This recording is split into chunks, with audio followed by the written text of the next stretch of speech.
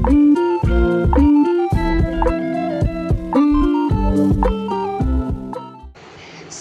Everyone, how are you all. और इस video में आज मैं बताने वाली हूँ आपको पूरा स्ट्रेटजी पूरे साल का और कैसे आप नीट जेई के प्रिपरेशन को हैंडल कर सकोगे विद बुक्स। ठीक है, तो सबसे पहले मैंने आप एक लाइन लिखी है that if you have not started studying, अगर आपने पढ़ना स्टार्ट नहीं किया है, अभी जून का महीना चल रहा है, आपकी छुट्टियाँ चल रही हैं, तो आपको ये वीडियो देखना ही देखना है। ठीक है, अब स्टार्ट करते हैं। सबसे पहले देखो, पूरा रोड मैप बता दे रही हूँ। ये मैंने एक डेट लिया है जून 15। जून 15 से आपका बोर्ड का एग्ज़ाम कब स्टार्ट होता है? फरवरी 15। ठीक है, और उसके बाद बीच में आपके जेई वालों का पेपर आ जाता है मेन का। कौन सा? जनवरी में। ठीक है, जनवरी में जेई वालों का पेपर आ जाता है मेन का। फिर बोर्ड के एग्ज़ाम आते हैं।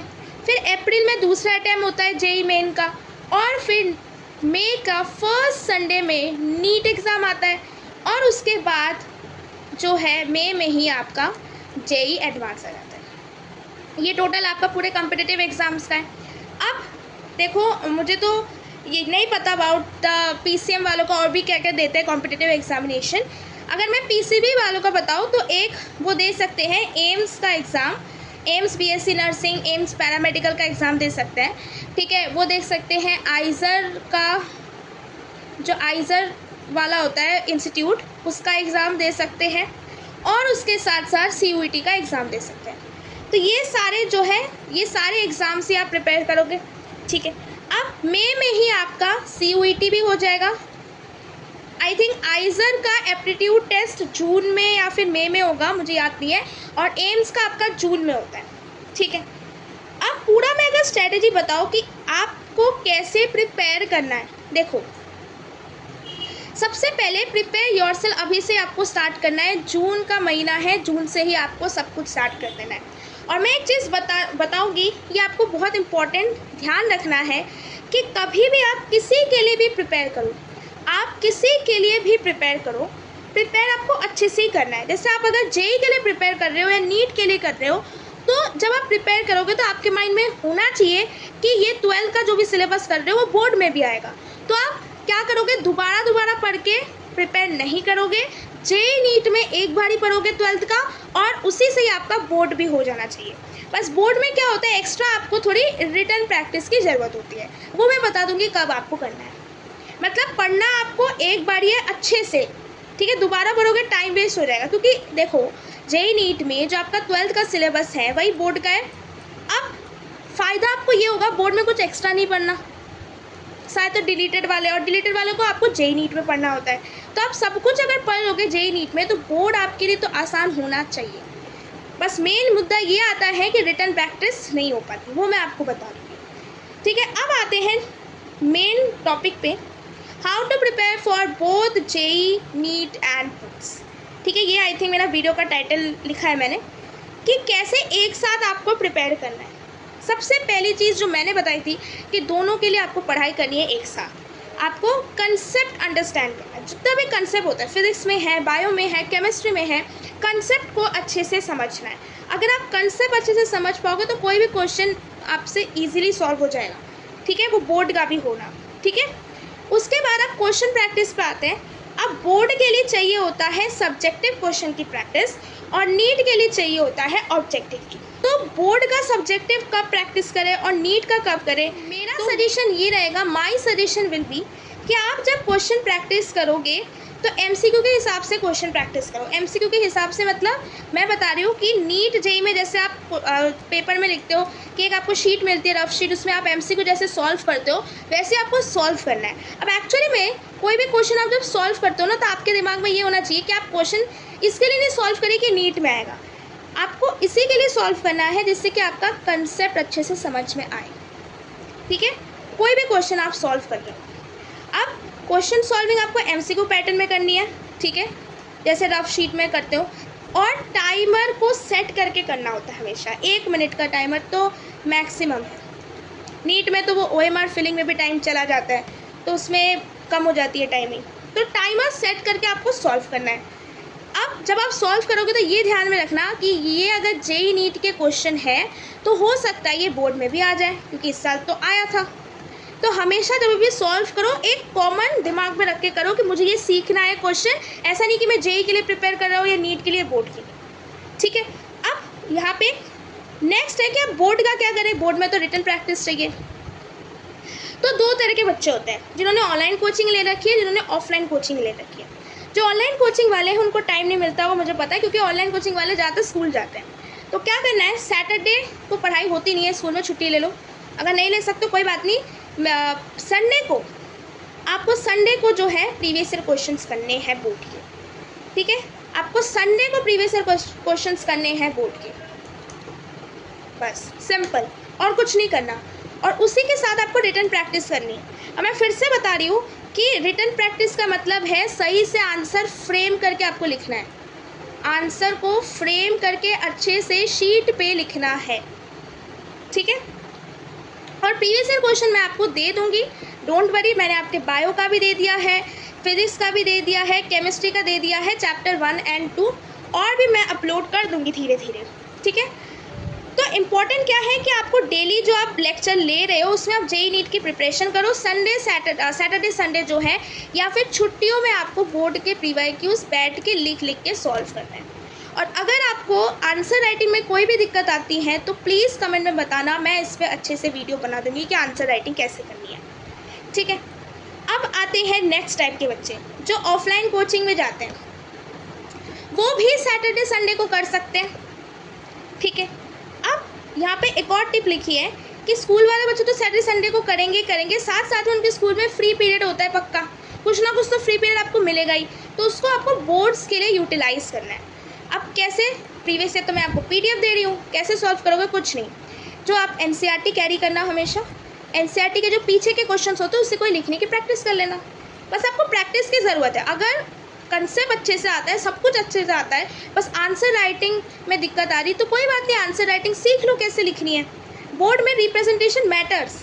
ठीक है, अब आपने अगर बहुत अच्छे से फ्रेम करके आंसर लिखा है तो टीचर भी खुश होगा चेक करने के लिए, और वो भी आपको नंबर दे देगा। ठीक है, ये मेथड होता है, इसलिए बोलते हैं कि बोर्ड में रिप्रेजेंटेशन मैटर्स, राइट। और अब मैं आती हूँ कि स्कूल गोइंग स्टूडेंट्स के लिए घर पे भी ये जो रील्स चलाना, शॉर्ट्स चलाना, जो सोशल मीडिया उसे छोड़ दो, यूट्यूब को यूज़ करो सिर्फ और सिर्फ एजुकेशनल वीडियोस के लिए, और सारा टाइम आपको कॉम्पिटिटिव एग्जाम्स के लिए लगाना है। कॉम्पिटिटिव एग्जाम में आपको कंसेप्ट समझना है जिससे कि आपके बोर्ड का भी प्रिपरेशन हो जाए और कॉम्पिटिटिव एग्जाम का भी हो जाए।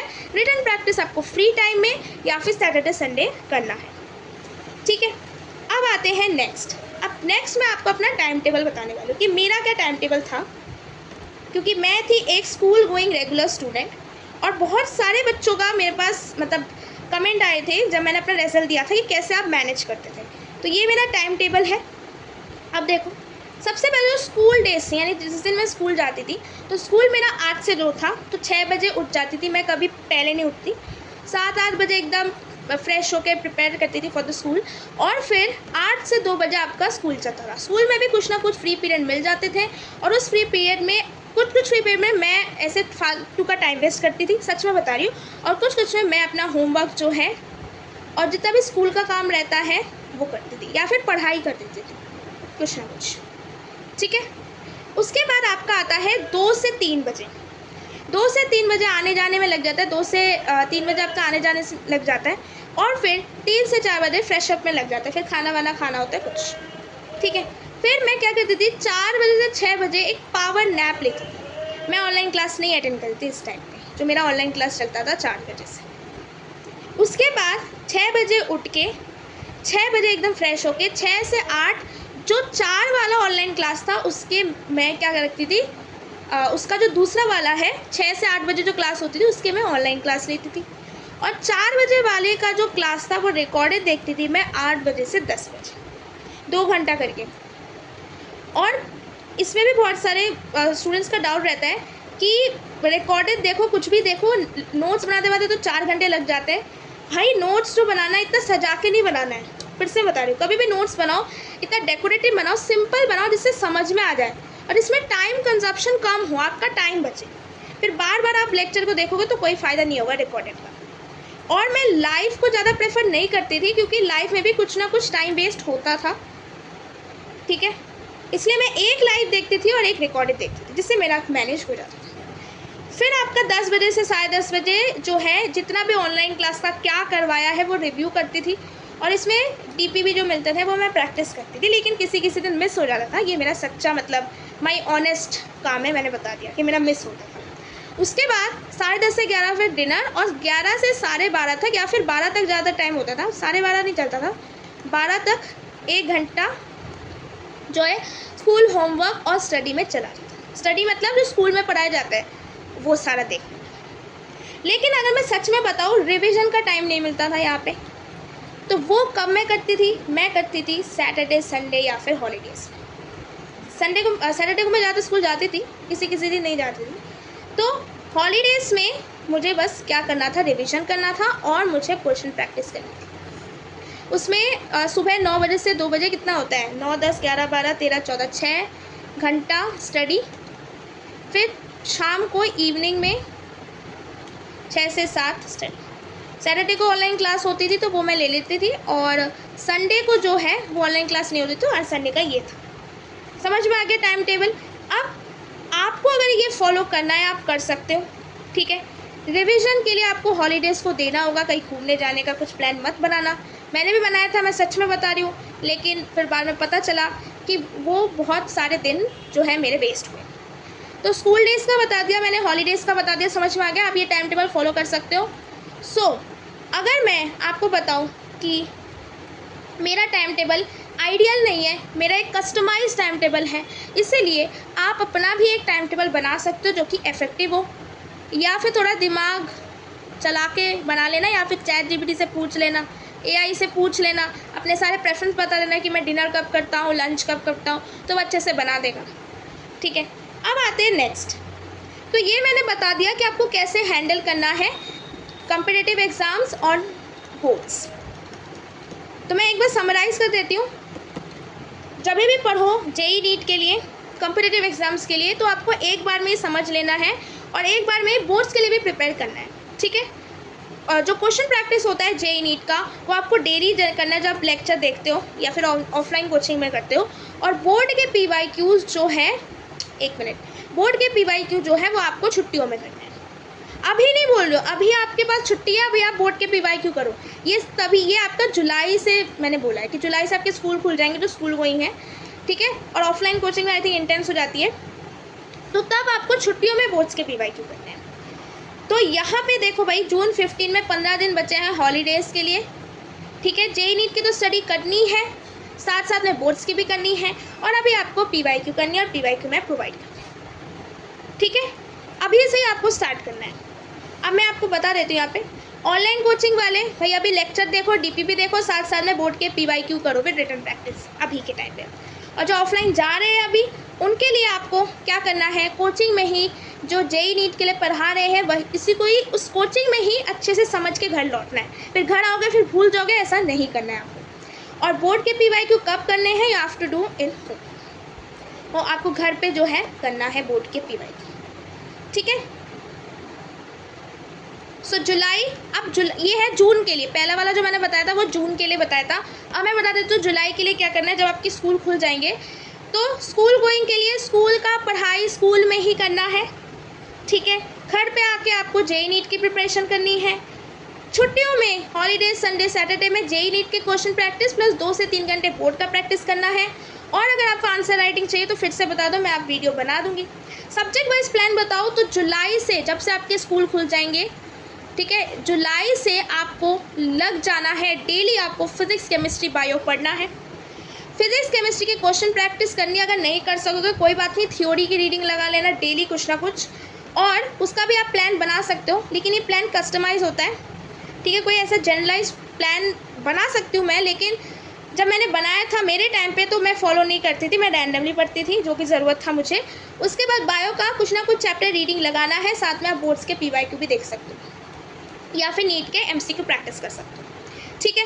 अब यहाँ पे आते हैं नेक्स्ट टॉपिक। मैंने तो इंग्लिश की ही बात नहीं की, इंग्लिश तो मेन सब्जेक्ट है और इंग्लिश के तो नंबर जुड़ते हैं, तो उसके लिए क्या करना है, अगर आप डेली पढ़ सकते हो तो पढ़ो। क्या पढ़ना है, चैप्टर की रीडिंग लगानी है, या फिर आपको कुछ ना कुछ रिटन प्रैक्टिस करना है। इतना ही तो आता है। रीडिंग कॉम्प्रिहेंशन लगा सकते हो, बस कुछ ना कुछ करना। अगर आप डेली नहीं कर सकते हो तो एक दिन छोड़ के लगाओ, ठीक है, छोड़ के आप प्रैक्टिस करो इंग्लिश, लेकिन आपको करना है, रेगुलरली करना है इंग्लिश के लिए, अगर 95 प्लस स्कोर करना चाहते हो। और मैंने भी 95 स्कोर किया है। अगर आपको स्ट्रैटेजी वीडियो चाहिए तो बता दो, मैं ज़रूर आपके लिए बना दूँगी रिटन प्रैक्टिस की। तो ये सारा जो है मैंने आपको बता दिया है। ऑलरेडी इसमें क्वेश्चन प्रैक्टिस करना है। तो फिर से मैं समराइज़ कर दूँ लास्ट में कि अभी इस टाइम पे जून का महीना है, अभी इस टाइम के जून का महीना है। जून में आपको लेक्चर्स, उसके क्वेश्चंस जेईई नीट के करने हैं, साथ साथ में बोर्ड के PYQ जो है वो करने हैं। बोर्ड के PYQ मैं आपको प्रोवाइड कर रही हूँ। और जुलाई से जब आपके स्कूल चालू हो जाएंगे, जो स्कूल गोइंग बच्चे हैं उनके लिए हर एक दिन स्कूल का पढ़ाई स्कूल में करना है, घर आके जेईई नीट की प्रिपरेशन करनी है, और छुट्टियों में आपको बोर्ड्स के PYQs लगाना है, बस, ठीक है। उसके बाद आपके सितंबर में जो है हाफ ईयरलीज आएंगे स्कूल बच्चों के लिए। उसके लिए भी मैं सोच रही हूँ आपको वीडियो बना लूँ कि half yearly plus NEET JEE के कैसे आपको प्रिपरेशन करना है, वो भी मैं आपको बता दूँगी, ठीक है। साथ साथ में और भी कुछ वीडियोस चाहिए स्ट्रैटेजी रिलेटेड, आप बताओ, कमेंट करो और मैं ज़रूर आपको आंसर करूँगी। So subscribe for more videos. So thank you everyone for watching this video. अगर आपको स्ट्रैटेजी पसंद आए तो please like, share and subscribe कर देना, अपने दोस्तों के साथ शेयर कर देना, ठीक है। और भी वीडियोज़ के लिए एकदम ट्यून्ड हो जाना। So thank you everyone.